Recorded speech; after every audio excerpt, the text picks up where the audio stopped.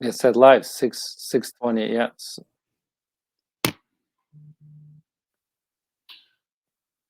Okay, looks like we're live, and we've had some technical difficulties this morning. We apologize for the technical difficulties. I would love to be responsible for technical difficulties, but I'm just not a technician, so I don't know much about information technology. But I appreciate everyone's patience. It's a real honor today to have a good friend of mine and what I would call someone that I look for to discussing health issues, and not only physical health, but the manifestation of mind, body, and the holistic approach to health. One of the best in the business that I think, Leonid Polishuk, and I called him Dr. Len. He's a physical therapist and a nutritional counselor at Polishuk Wellness. And Len and I have known each other for about 25 years, and I can tell you, as I've just indicated, I always turn to Len to talk about health, talk about life, because I think our approach and our outlook in regard to life goes right to our health. So this is a little bit of a different show. We're not going to be focusing on the law. We're going to be focusing on something that is very important right now, in hopefully at the end of this pandemic that's going on, and talking about your health and how it's affecting, the pandemic is affecting your health. Before I start getting to talking to Dr. Len, I want to give a shout out that this is the National EMS Week, recognizing all of our frontline workers. We've recognized doctors, we've recognized nurses, we've recognized other folks that are on the front lines of fighting this pandemic, and clearly the EMS folks, the emergency medical services people, are right there. They're the ones that are really dealing with the emergencies day in and day out. And thank you not only during the time of this pandemic, but also each and every day to saving lives and helping our citizens. So, Len, interesting times that we're in. Welcome to the show. I know that you just got back from traveling, as you always do, and you travel this time of year and coming back from Florida. But just tell us a little bit about your practice and what you do. Good morning, Sam. Good morning, everyone. First of all, thank you so much for inviting me to participate in this show. I'm very honored and excited that I'm able to share my expertise and my knowledge. And I think more than ever now, we really want to know. We want to know what makes us healthy when it comes to our mind and our body. So I'm here to answer any questions, and I'm here to provide services to people who really need or who wants to know. What has your mindset been during this pandemic? Everyone is kind of all over the place, and sometimes I think this strain on us from a isolation standpoint, a lack of socialization, having fear and panic bestowed upon us on almost a daily basis from the media, the consequence of that. And you and I have had a lot of training and are a little older in how we approach this. So I don't want to say it's water off the back of ducks for us, but we kind of put things in perspective. But what has your mindset been during COVID-19? Well, this is the most unusual situation ever happened to us in the more than 100 years. So first, you always ask questions about yourself, about your safety, security, and then you definitely reach out to people who are important in life, which is your family, and in my case, my staff. I'm very fortunate. I'm working with a wonderful group of people, well experienced, and we continue to provide care. We never stop. We never closed our office. Needless to say, I had a meeting with my staff. I asked them if they feel safe to work. And based on that information, we decide, we just need to go through this. And we establish procedures and safety net to provide care to the patient and also take care of employees. I look at it this way. One of the greatest gifts we received in our immune system as a humans, it's adaptation. And we have to ask ourselves a question. This is something which is going to put us to end? No, it's not. It's, I think, whatever doesn't kill us, make us stronger.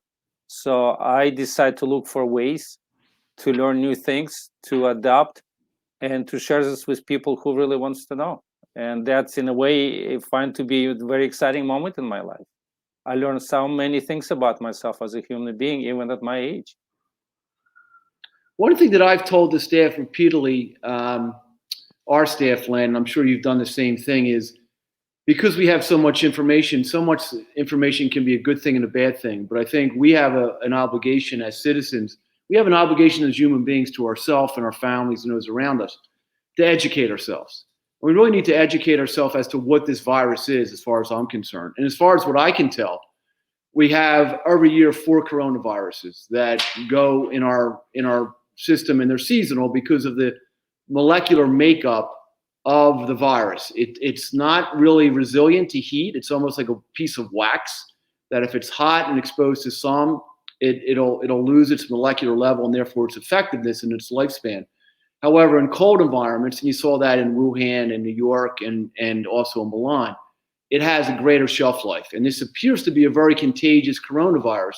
But we do have 4 every year that come around, whether it's from the swine flu or the old Spanish flu from the 1918 pandemic. Pandemics have, with coronaviruses, a pandemic is a international event. It's not only confined to one country, it affects the whole globe. So this is another coronavirus. And I think people have to understand that it's a coronavirus. We have 4 coronaviruses and they're seasonal. My question is, in all this, it seems like we've forgotten about the good old immune system.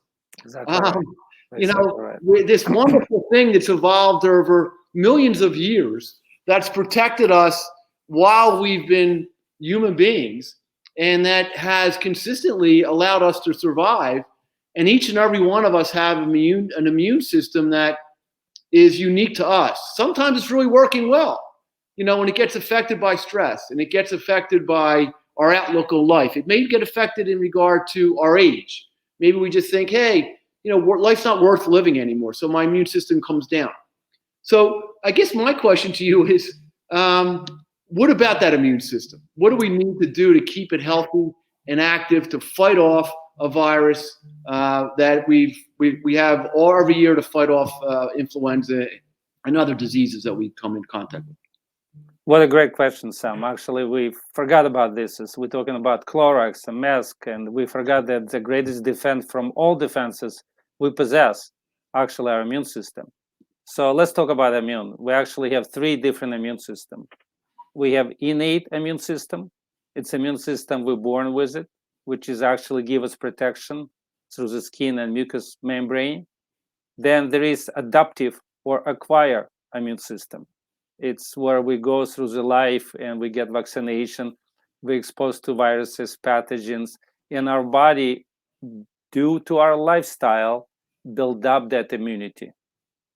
And then there is a passive immune, which we normally receive from birth, from a mother, but it's not lasting. That's the milk. So we really need to talk more about adaptive, because what we do as we grow and get older determine how strong our immune system. There is certain organs contribute to immune system. Key one, there is primary and secondary. So primary would be thymus. It's a small gland which sits underneath of your breastbone. And there is a bone marrow.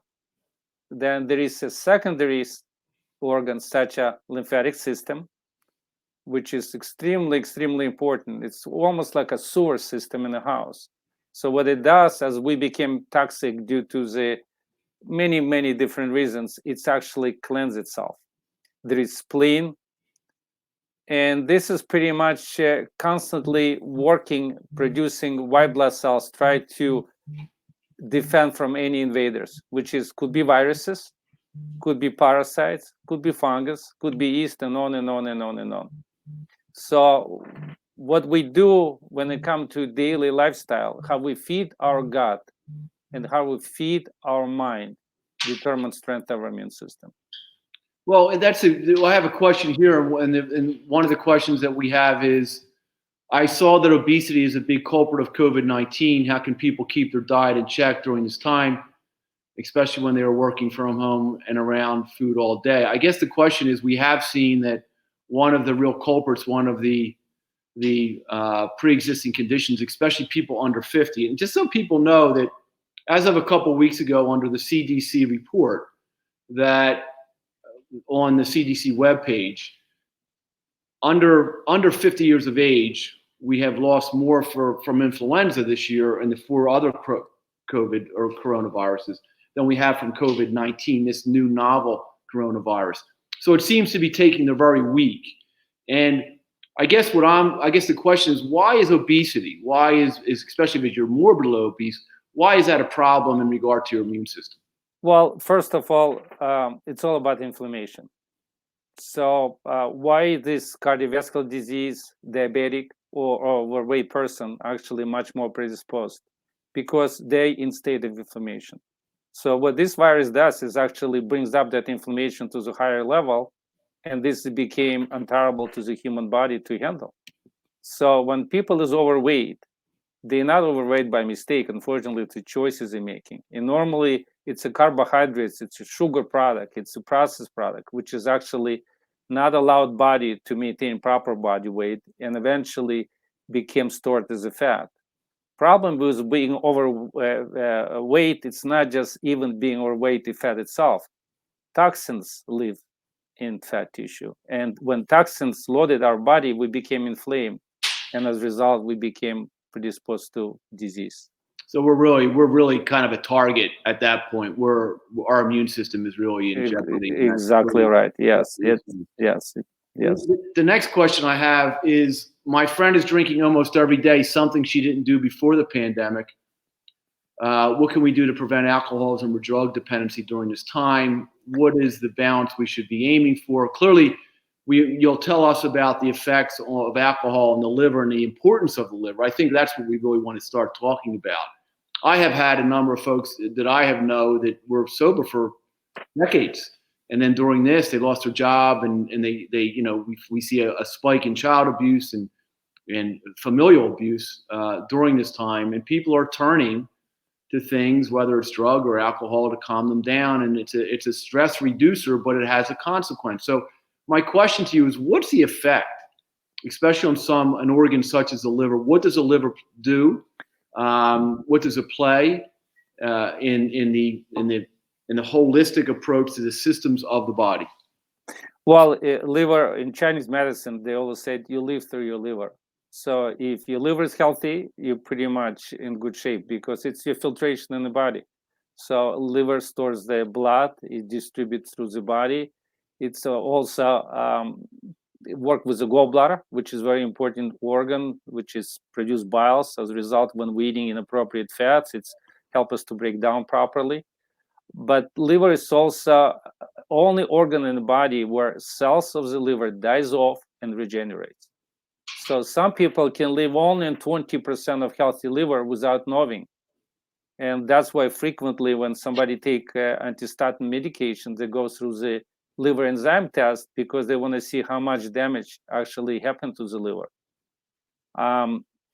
When we drink alcohol in moderation occasionally, as you know, this has a positive effect in the body. Study even showed that when we consume occasionally up to 4 ounces of alcohol, it's actually create beneficial effect of relaxation and good appetite. Problem when we load ourselves up to the point when liver became toxic, it's unfortunately create total toxicity in the body. So when it comes to excessive drinking, especially now, it's very difficult to tell a person stop drinking. What you have to do, if you remove something, you have to replace with something positive.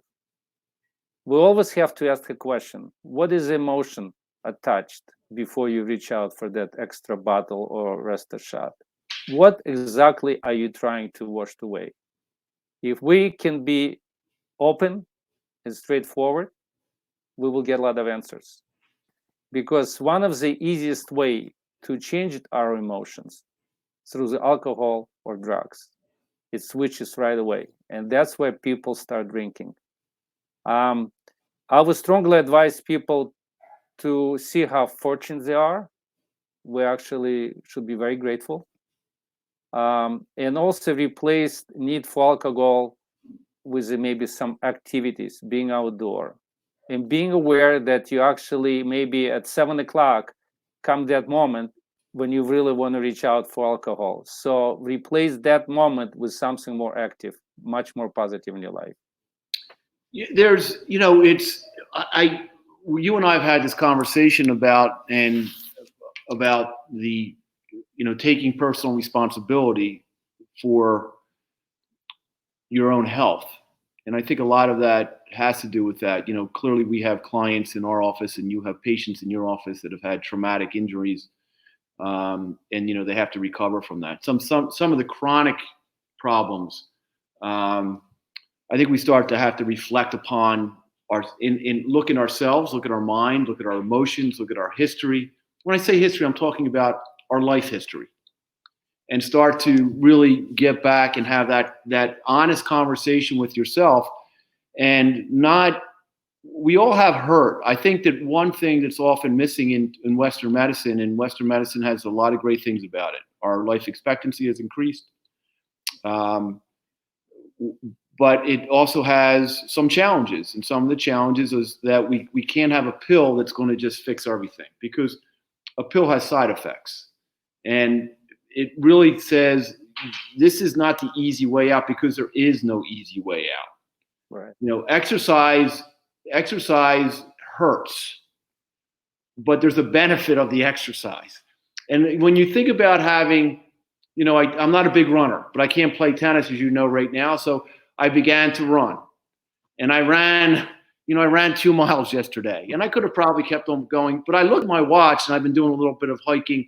And I looked at my watch, and quite frankly, it wasn't that much energy. Didn't take much of that time to run those 2 miles. And when you think about just what you put in, to say, if I'm going to put in 20 minutes, a half hour, an hour a day, I'm going to have 23 other hours that I'm really healthy. Right. As opposed to having 24 hours of maybe being unhealthy, or being aging prematurely, and being constantly sick, and not having the ability to go out and do some things that I really would want to do to be more active.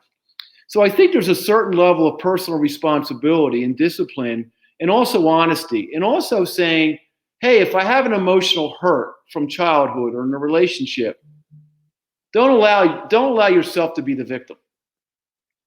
Because being the victim is just going to keep you sick and keep you there. Understand a sense of perspective, I guess, Len, to say, hey, I'm able to have my life moving forward, and I'm going to deal with what I have, and I'm not in a wheelchair, and I'm not dead, and I have good drinking water. Those type of things, that mindset is so, I think we've talked about this, but can you comment on just the mindset and how you're out?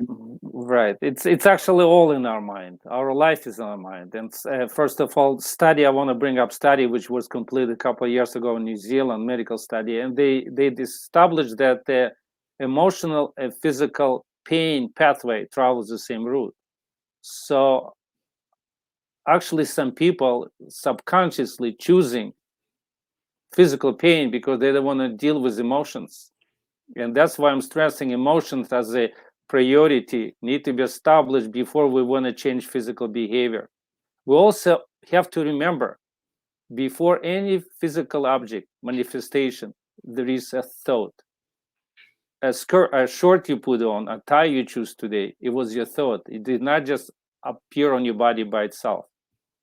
So in order to really be aware of your mind, there is certain things I suggest to do on a regular basis. First of all, every time when you stress, when you feel there is something in your life you want to change, very simple and free exercise you should consider to do. It's a deep breathing exercises. There is so many available, and try to Google it, see which one resonates with you, because we're all different and there is different kind. But if you will do 10 minutes every day of deep breathing exercises, studies show will activate your parasympathetic nervous system. It's a sympathetic, it's a system in the body which make you relax. Quickly, I want to mention about, we're born with the autonomic nervous system. It's worked by itself. We don't regulate it. But it consists of two systems, sympathetic, parasympathetic. So sympathetic, it's a fight and flight. It's we dealing with the coronavirus. We deal with this 24 hours a day. So we're constantly in a state of systemic overload, which produce cortisol and create ongoing stress. That system is actually very helpful for us as a protection. It was given to us initially when we're hunters, when we need to kill a lion. But then we would go to relaxation phase, which is a parasympathetic. Unfortunately, now we forgot what does it mean. We're constantly staying in sympathetic overload. Our mind constantly overloaded. Our adrenal gland producing cortisol and hormone just flying through our body. You know, it's a very good point. This is the kind of education that I would suggest that everyone needs. And I got a question from Tina about the meditation, which is similar to the deep breathing, but also looking at your thoughts and staying in the moment and the power of the now. And you know, when you talk about that, the cortisol, which is really, you know, that adrenaline kick, so that when the lion was attacking us, so we could run, that was that kind of fight or flight. Now all of a sudden in modern society, we have that thing kicked up on a chronic level, and it's killing us. That's I mean, correct. we feel it on a cellular level. It's just, we can't allow that to happen. So your point is so well taken about relaxing, you know, and then saying, hey, what is in my mind? What am I thinking to trigger that? How afraid am I? How anxious am I? Why am I letting the media get me afraid about knowing? Why don't I really know what the pandemic is? You know, what is it? How is it going to affect me? The average, you know, 70% of the people in Pennsylvania have been in nursing homes. Horrible. But we should have been protecting nursing homes. But we can't, you know, why aren't people understanding that, you know, if you have 3 pre-existing conditions, obesity, hypertension, and diabetes, you know, and you're 79 years old or 90 years old, you've got to really be concerned. However, you know, these are the kind of things that mind, but you're talking about the autoimmune system, the sympathetic systems that trigger fight or flight and the damage that they do on you because your outlook is the wrong outlook. This is the holistic approach that really is, you know, we bring the holistic approach to representing our clients and the integration of all the laws. It's the same thing with health, but it's a mind, body, spirit outlook. We are a soul. We are a spirit. This is simply a physical manifestation of Absolutely. that soul. Can I add up something else? Sure. We cannot control information come our way, in a way, because we are part of the universe now. But we definitely can control the way we react to information. And that's the key. So you choose what's serving you in a positive way. It's up to you to shut off the TV and put the music on. It's up to you when you feel down and want to reach out for a glass of vodka or tequila or whatever it is, to put a funny video and start laughing. And if you stick with that for 10 minutes, you'd be surprised that need for alcohol will go away. There is different things you can do. Start being a child again. Dance with your spouse. Dance with your friend online. Start to joke about things when you were a child. Simple things like this. It's free. It's available for us. It's our choice. And this is up to us to make the choice. It is so important. We talk about it all the time about, you know, the magic of childhood. Not only the innocence of it, but you and I talk about having a ball in our hands and still being a boy, you know, and having a sense of humor and not taking yourself too serious, not taking life too serious. You know, having that playfulness is on a cellular level kicks us up and it gives us a bright outlook. You know, for me, when they say, well, you're going to shut the beaches down in New Jersey in April. Well, why? I mean, why are you shutting a park down so I can get some vitamin D and walk and have my outlook be brighter and then my immune system kicks up? I mean, it's ridiculous. I mean, that whole thing is just, but I'm not going to get into policy right now. We have a question from Nick here, and it's a good question. We have so many questions. They're coming fast and furious. Could you speak about how we can manifest poor outcomes in life by surrounding yourself with people and or media that makes you feel poorly? So I guess his question is, you know, what am I attracting? Well, am I attracting the people that are going to continue to have that victimization thing going on and, I should feel sorry for myself, and, you know, or do I want to watch, you know, bad outcomes and things on the media that are, you know, just depressing? and maybe not even true. So these are go. I think, Len, to the ability to choose, right? Because we have this great gift, and the great gift is we only we can control what we decide to put in our head. Exactly right.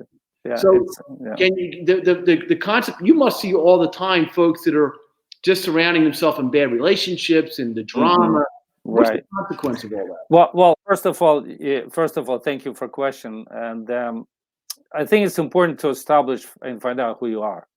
You know, when we're younger, we're not sure. We learning. We're trying to experience. We're trying to please. We're trying to succeed. But as we grow through the life, we eventually should know who we are. We should be true to ourselves.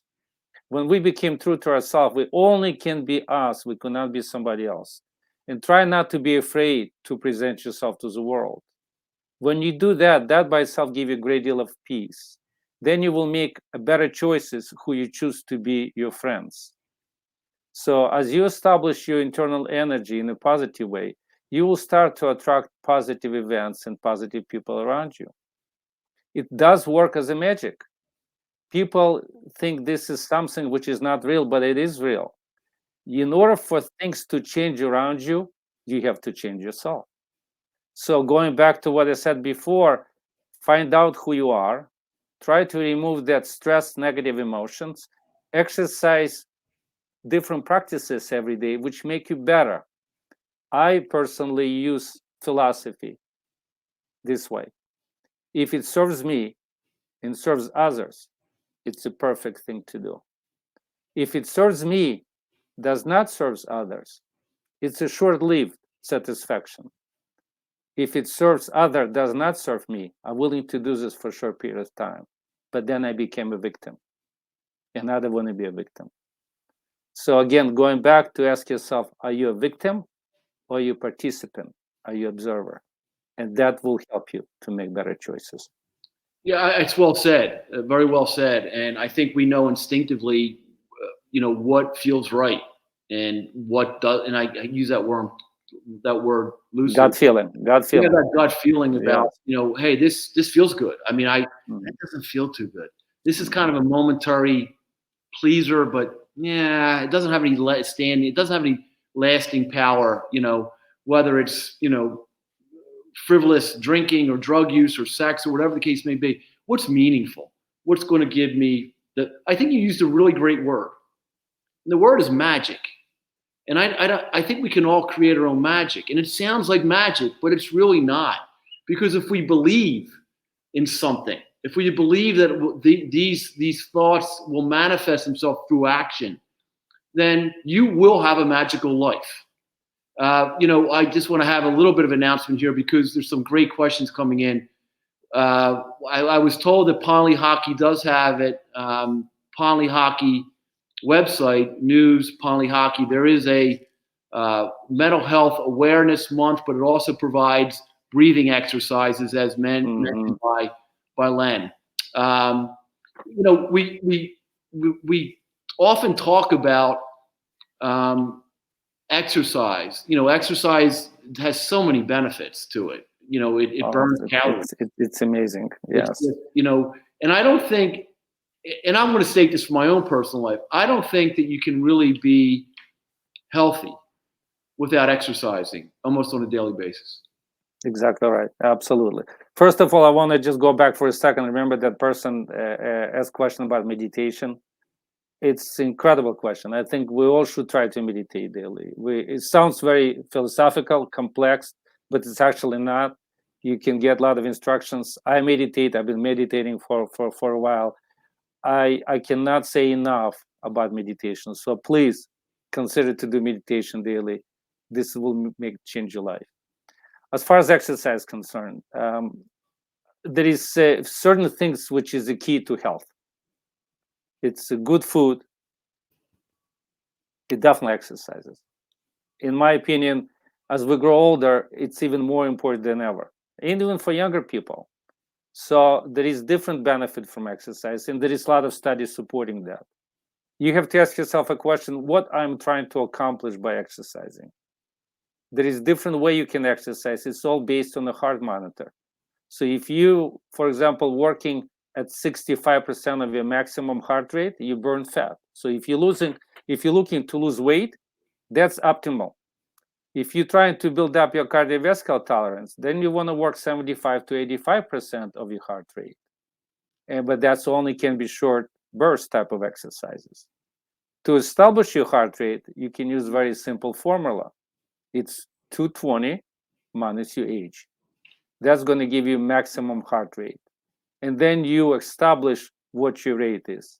You definitely always have to consult with your doctor before you exercise. It's very important because there is maybe underlying cardiovascular or general health issue which should create restriction. But normally that should be a safe way to start exercising. And a lot of people are afraid or don't like exercises. So try to find it what works for you. Like you mentioned about running. I'm not a runner, but I can play games, tennis, table tennis. I can jog when it comes to mountains, but not on a level. I get bored. Me I too. can do biking. So you people need to ask yourself, what works for me? Who I am? What kind of game I'm willing to play? And find the joy doing it. Find the partner to do with. And then that became easy part. Exercise also need to address strengthening protocol and flexibility. As we grow older, we're losing muscle, body muscle mass through the bone structure and muscle. So regular strengthening exercise is very important, and stretching exercise is very important. Well, there's another question. It goes a little bit back to some of the things that I've been concerned about, and the question is, it's from Jeff. Where can we find reliable news sources? One article tells you a mask is safe, another says it prevents nothing. There's actually some articles that say masks are actually not safe. They're actually detrimental to your health. There's a lot of information out there, good and bad. What sources do you recommend? I'm going to just answer that, if I may, Len, just because you can answer as well. I don't like necessarily media that has advertising sponsored, because they're really looking for. I think from the time that I grew up, we had a pandemic with a novel new coronavirus in 1968-69. I was a kid. But it killed 200 million, killed 100 million Americans, and today's population would be 200 million Americans.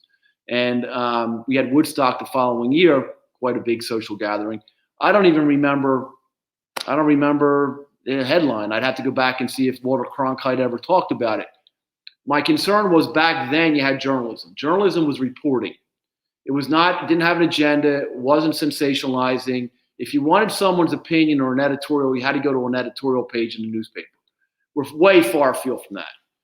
Breaking news all the time, and the death meter on CNN. And MSNBC has a left liberal bent, and then Fox News on the right.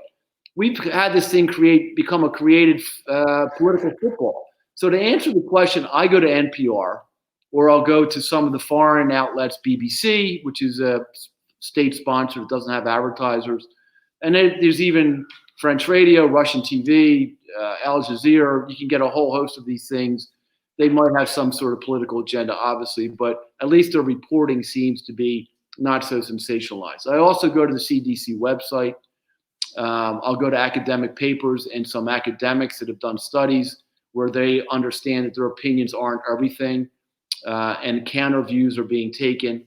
But I think that that's what you really need to do. And it just came in as far as someone just responded, not a question. PBS, NPR, BBC is what I said. Absolutely. So these are the things that I think you have to go to. Clearly, the New York Times has a certain agenda. Wall Street Journal has a certain agenda, but they do have good reporting if you can go online there, as opposed to their op-ed or their editorial. Do you want to chime in on that at all, Len? Well, you have to listen to your intuition. You have to ask your gut feeling. Is that somebody selling you something, or somebody provide you service? And that's the key to it. So there is too much information. You're absolutely right. It became political football, this coronavirus, and people scared. So I go to different sources. I see who sponsor is. If it's sponsor sells something, then I know this information isn't correct. And that's going to give me some guidance. But I frankly, because I live a long enough life, and I've done so many things already in life. I use my intuition as a guidance to me. So I do follow. I use a mask when I'm around the people. Absolutely, I'm trying to keep a distance. But at the same time, my mind said to me, I'm free. I'm here to stay. I'm here to enjoy my life. And that's a really important. We had this conversation last night at dinner. By the way, I happened to go out with 4 20-year-olds late last night at after 7 o'clock and played some soccer. So I was the fifth wheel, but I was still out there a little bit, but and having joy and playing with the ball. But when we sat down to dinner, sat down to dinner last night, we were talking about. I think if you put in your mind that you're going to get sick, you're probably going to get sick. Absolutely. And if you put in your mind that you're going to be healthy, you're probably going to be healthy. And these ideas and what comes into it manifests through the brain, through our systems. And we don't, there's so much research out there that has clearly indicated this. We're not talking about some off the wall research. Mm-hmm. We're talking about Stanford and MIT and Massachusetts General and John Hopkins and some European academics institutions, Lancelot, those type of things. And we really can change. This is my, and I'll have you have the last word here, Len, in regard to, because I think we've answered most of the questions. You see, but I really think what we have here is we always have the ability to have a crisis give us an opportunity to find out more about ourselves, right? Absolutely. We have to embrace this guy and say, man, thanks, pandemic, because you landed on my lap and now I can understand more about so much, and I'm going to change this behavior and I'm going to reaffirm that behavior. And that's kind of the perspective, the mindset we have to have about this thing being put onto us. We have to look at it as a blessing, where you be able to spend more time with your spouse, or did you step back and have more time to exercise? Did you realize you don't want to eat this? Or did you appreciate the blue sky and the environment's getting better and the water seems cleaner? All these other things that are real pluses, and that's a mindset. Well, that's well said, Sam. I look at this moment in my life as opportunity. Whatever doesn't kill us, make us stronger. We all know that. Yeah. So look what actually happened. It teaches us a simple lesson. Eat better. Exercise more frequently. Reach out to your loved ones. Don't be afraid to say I miss you. Don't be afraid to say I love you. Don't be afraid to be a child again. And reunite family together. So if we take this as a lesson and start practicing, even when coronavirus is over, I think we're going to prevent many, many epidemics in the future. If we're going to go back to wired, tired type of environment and attitude, that's going to bring new challenges and new lessons. So question is, are we ready for changes? Well, with those comments and those words, I think we're going to stop it right there.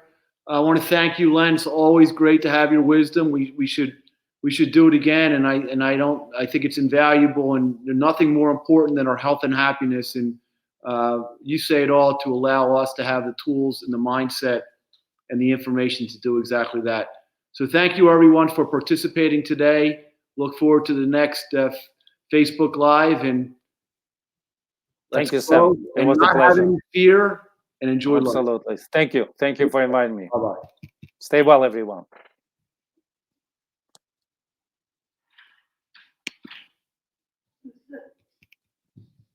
The other thing you could say is